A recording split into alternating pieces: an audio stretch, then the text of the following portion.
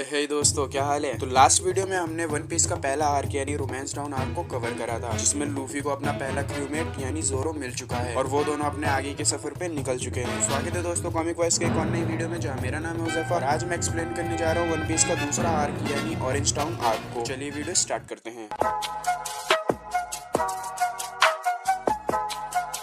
तो जैसा कि हमने रोमांस डाउन आर्क के एंड में देखा था, लूफी और जोरो एक बोट लेकर शेल्स टाउन से चले जाते हैं, पर दोनों को ही नेविगेशन नहीं आता है, जिसके वजह से वो समुद्र में इधर से उधर भटक रहे होते हैं। और लूफी तय करता है कि अपने क्रू के लिए एक नेविगेटर ढूंढेगा। तभी बहुत तेज की हवा चलती है, जो कि ऑब्वियस सी बात है समुद्र में चलेगी, और लूफी का हैट उसके सर पे से उड़ के समुद्र में गिरने वाला होता है। और जोरो उसकी हैट को पकड़ लेता है और लूफी से पूछता है क्या ये हैट बहुत ज्यादा खास है, जिस पर लूफी कहता है हाँ, और लूफी अपने पास्ट में पहुंच जाता है। मतलब लूफी का पास दिखाया जाता है हमें। लगभग 10 साल पहले रेड हेड नाम का एक पायरेट क्रू फूशा विलेज में आता है, जिनका कैप्टन होता है शैंक्स। और फूशा विलेज में ही लूफी शैंक्स से मिलता है। शैंक्स और उसके क्रू मेंबर एक पब में बैठ के पार्टी कर रहे होते हैं और उनके साथ लूफी भी होता है। और लूफी शैंक्स से जिद कर रहा होता है कि वो भी उसके क्रू में जुड़ेगा, पर शैंक्स उसे मना कर देता है क्योंकि लूफी बहुत ज्यादा छोटा होता है। और तभी वहाँ पे माउंटेन बैंडिट नाम का एक और पायरेट क्रू आ जाता है, जिसका लीडर है हिगुमा बैंडिट। और वो आते ही बारटेंडर माकिनो से शराब मांगने लगता है, जिस पर शैंक्स उसे कहता है कि यहाँ की सारी शराब हमने खत्म कर दी है,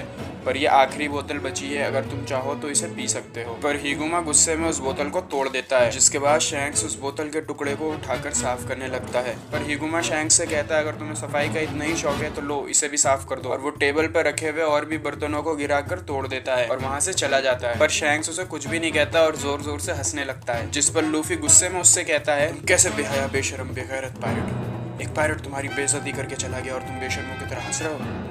और इतना कहते ही लूफी शैंक्स के बक्से में पड़े एक फ्रूट को खा ले और उसके बाद उसकी बॉडी रबर की बन जाती है, जिसे देखने के बाद शैंक्स उसे बताता है कि ये एक डेविल फ्रूट था और अब लूफी को एक डेविल फ्रूट की पावर मिल चुकी है, पर इसके बाद वो अब कभी भी स्विमिंग नहीं कर सकेगा। कुछ दिनों के बाद शैंक्स और उसके लोग जब वहाँ पर नहीं होते हैं, तब माउंटेन बैंडिट के लोग वापस उसी पब में आते हैं और शैंक्स की क्रू का बहुत ज्यादा मजाक उड़ाते हैं। और लूफी को बहुत ज्यादा गुस्सा आ जाता है और वो हिगुमा को एक जोरदार पंच मार देता है, जिसके बाद हिगुमा लूफी को मारने लगता है, पर बीच में ही शैंक्स आ जाता है और शैंक्स के क्रू का एक ही बंदा हिगुमा के पूरे बंदों को निपटा देता है। पर हिगुमा लूफी को लेकर समुद्र में चला जाता है और लूफी को समुद्र में फेंक देता है। तभी वहाँ पर एक बहुत बड़ा सी मॉन्स्टर आ जाता है और हिगुमा को खा जाता है। जैसे ही लूफी को खाने जाता है, वैसे ही बीच में शैंक्स आ जाता है और शैंक्स को देख के वो सी मॉन्स्टर काफी ज्यादा डर जाता है और वहाँ से भाग जाता है। लेकिन शैंक्स का एक हाथ लूफी को बचाने में कट जाता है। लगभग 1 साल फूशा विलेज में रहने के बाद शैंक्स वहाँ से जा रहा होता है, तो वो लूफी से कहता है तुम मेरे साथ नहीं चल रहे, जिस पर लूफी कहता है मैं अपने खुद का एक क्रू बनाऊंगा और वन पीस को हासिल करके किंग ऑफ द पायरेट बनूंगा। जिसके बाद शैंक्स अपनी हैट लूफी को दे देता है और कहता है ये हैट मुझे तब वापस करना जब तुम मुझे सरपास कर जाओ। और यहीं लूफी का पास्ट खत्म होता है और हम वापस से प्रेजेंट में आ जाते हैं। तो काफी देर से बोट पे होने के कारण उन दोनों को भूख लग जाती है और तभी उनके बोट के ऊपर से एक पंछी जा रही होती है, जिसे देखकर लूफी कहता है मैं इसे पकड़ूंगा और खाऊंगा। और लूफी उस पंछी को पकड़ने के लिए चला जाता है, पर पंछी काफी बड़ी होती है और वो लूफी को ही उड़ाकर ले जाती है। जोरो लूफी का पीछा करने लगता है, पर तभी वहाँ पे 3 पायरेट्स आ जाते हैं और जोरो से उसका बोट छीनने की कोशिश करते हैं, पर जोरो उनमें मार लगा देता है। फिर वो पायरेट्स जोरो से माफी मांगते हुए उसे बताते हैं कि कैसे एक लड़की ने उनके खजाने और उनके बोट को लूट लिया। और इस बात से वो बहुत ज्यादा डरे हुए होते हैं कि अब वो अपने कैप्टन बगी द क्लाउन के पास खाली हाथ जाएंगे तो वो उनके साथ क्या करेगा। आपको हेरा फेरी का तोतला सेठ याद है? बेसिकली बगी द क्लाउन भी सेम ही है, हर बात पे तोप छोड़ा दूंगा कहता रहता है। और हमें एक क्विक लुक मिलता है बगी द क्लाउन का, जो कि लूफी और उस पंछी को देख के कहता है तोप छोड़ा दूंगा, और उसके क्रू का एक बंदा उड़ा भी देता है। तभी बगी के क्रू के 3 बंदे एक लड़की का पीछा कर रहे होते हैं, क्योंकि उस लड़की ने बगी से ग्रैंड लाइन का नक्शा चुराया हुआ होता है। तोप से उड़ा दिए होने के कारण लूफी उनके बीच में आके गिरता है और वो लड़की लूफी को अपना कैप्टन बता के वहाँ से भाग जाती है। और वो तीनों बंदों को ऐसा लगता है कि उस लड़की का कैप्टन लूफी है और उसे मारने के लिए आगे आते हैं, जिसके बाद लूफी उनमें बहुत ज्यादा मार लगाता है। उसके बाद वो लड़की लूफी के पास आती है और उसे बताती है कि वो नामी है। नामी उसे बताती है कि वो पायरेट्स को लूटने में एक्सपर्ट है और वो एक स्किल्ड नेविगेटर है, जिसे सुनने के बाद लूफी नामी को अपने क्रू में शामिल होने के लिए कहता है और नामी ये प्रिटेंड करती है कि हाँ वो उसके क्रू में शामिल हो गई है, पर ऐसा होता नहीं है। और वो लूफी को बांधकर बगी के पास चली जाती है और बगी से कहती है ये है वो बंदा जिसके लिए मैंने मैप चुराया था, और बगी को मैप वापस करके ऐसा प्रिटेंड करती है कि वो उनके क्रू में शामिल होना चाहती है, पर असल में वो बगी का ट्रेजर चुराना चाहती थी। और बगी लूफी को एक केज में बंद कर देता है और नामी से कहता है तुम्हें अपनी लॉयल्टी प्रूफ करने के लिए इस बंदे को तोप छोड़ाना पड़ेगा, पर नामी ऐसा नहीं कर पाती थी और बगी अपने बंदों को भेज देता है नामी को मारने के लिए।